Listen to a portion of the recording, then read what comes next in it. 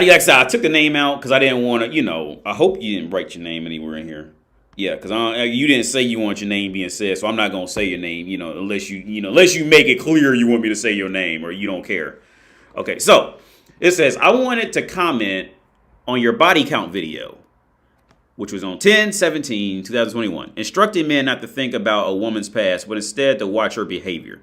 While I do agree in theory in keeping a sane mind during a relationship, I cannot agree in practice. There are studies published correlating the amount of non-marital sexual partners a woman has had and its impact to marital unhappiness and divorce. Not surprisingly, the correlation is inverse, i.e. higher body counts lead to lower marriage retention. I got those links open, so we gonna look at those links too. Because one is it has 4 graphs and the other one is an article. I skimmed through them before starting the live stream.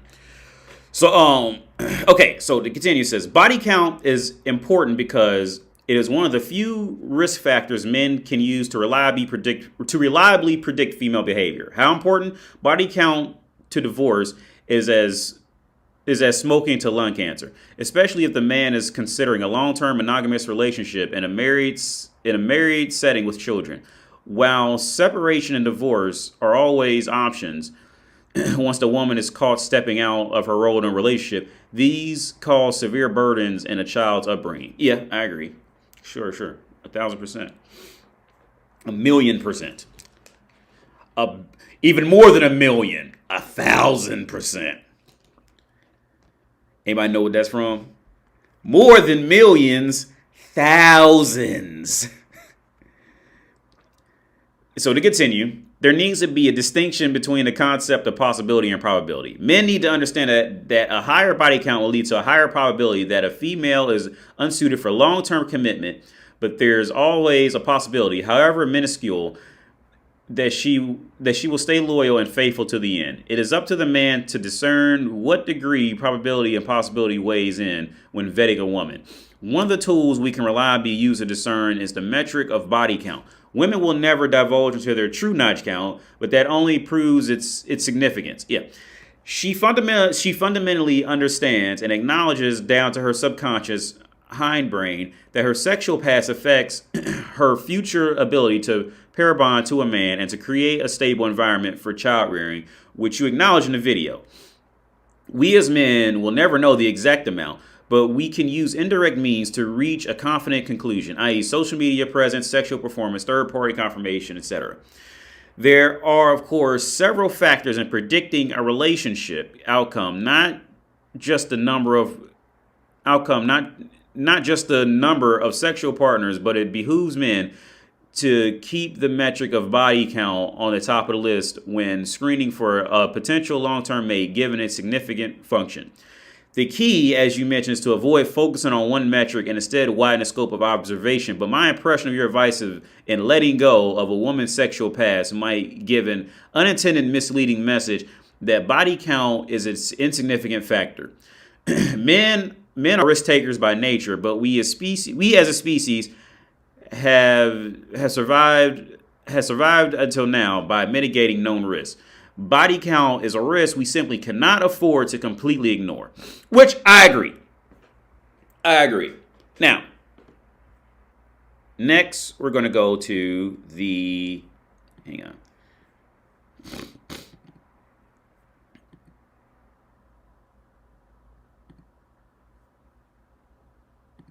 The charts. So, I still haven't changed those other ones where I was going on about in my recent videos. So let me make sure y'all can read this. Oh, wait. I got to look back in time at myself on the actual video to make sure you can read where I'm getting ready to go now. Because these are the links that he sent. These are what I'm going to go through now. But I got to look at myself back in time. Waiting for YouTube to catch up to me being on the screen. So make sure. Okay, yeah, you guys can read it. Okay, so. Let me scroll down.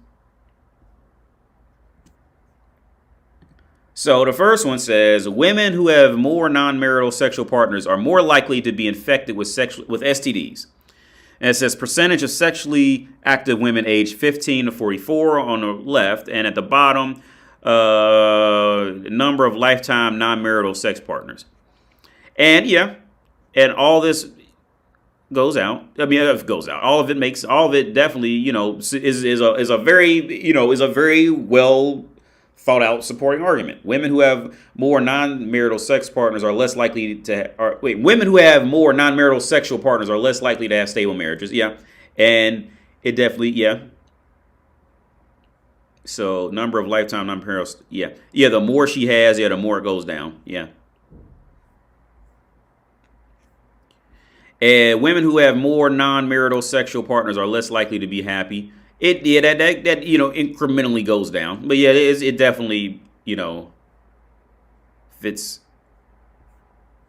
And these sources are taken from the CDC, so it's a legit legit source. Women who have more non-marital sexual partners are more likely to be depressed. Yeah, and I'll be real with you, honestly. Yeah, this is great supporting argument shit. And even add to it, even add to the benefit of the person who sent this to me. I say it's even getting worse. You want to know why? Because the source for this is from the CDC, Center for Health Statistics, National Survey of Family Growth, 1995. This is before social media. This is before online dating. This was in 1995. They was able to prove this. This was in 1995. So at that rate, it's just gotten worse. Believe that shit. At this rate, it's just gotten worse.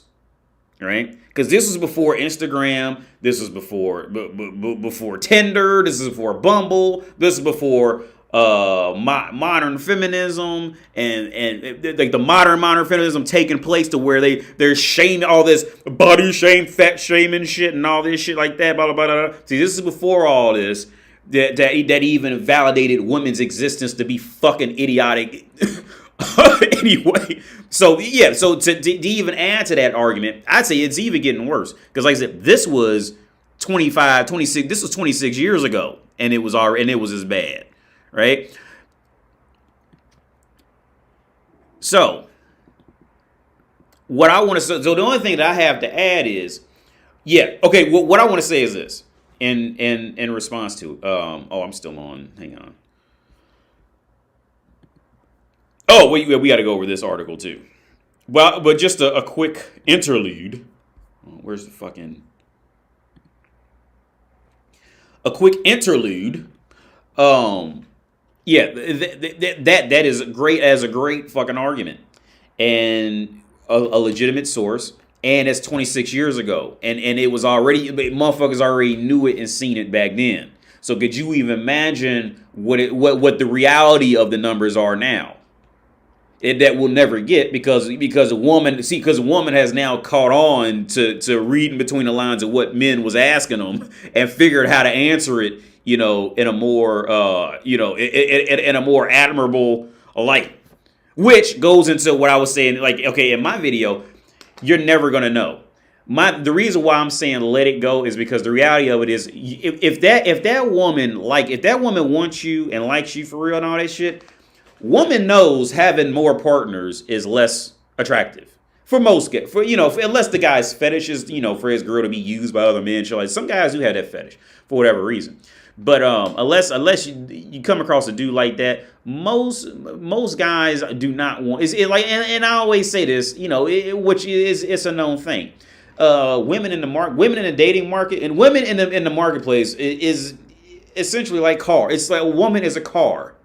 Okay, it's the same shit. And women hate that comparison, but it's the fucking reality of it. It's the fucking truth. You may have some Honda Civics that may have been well taken care of. It's a Honda, right? It's a Civic, but it was well taken care of. That motherfucker starts up and turns right off. The brakes work excellent. You don't hear a sound out of place. None of that. And it's a 2009. But I tell you what, that Honda is gonna serve you well. Now you got some fucking Lamborghinis that have been driven from across the U.S. on streets 15 times in 2 years, and the brakes going out, the transmission, the clutch is going out. Well, they don't use this. They use the paddle shifters. But you know what I'm saying? It's already leaking oil. It's leaking coolant. The manifold's cracked. You know what I'm saying? Like, but it's a Lamborghini though, and a lot of motherfuckers, them Anfises, them Britney renters, a lot of motherfuckers fall for them Anfises, them Lamborghinis that have been driven through fucking, you know, that have been driven through the Sahara Desert.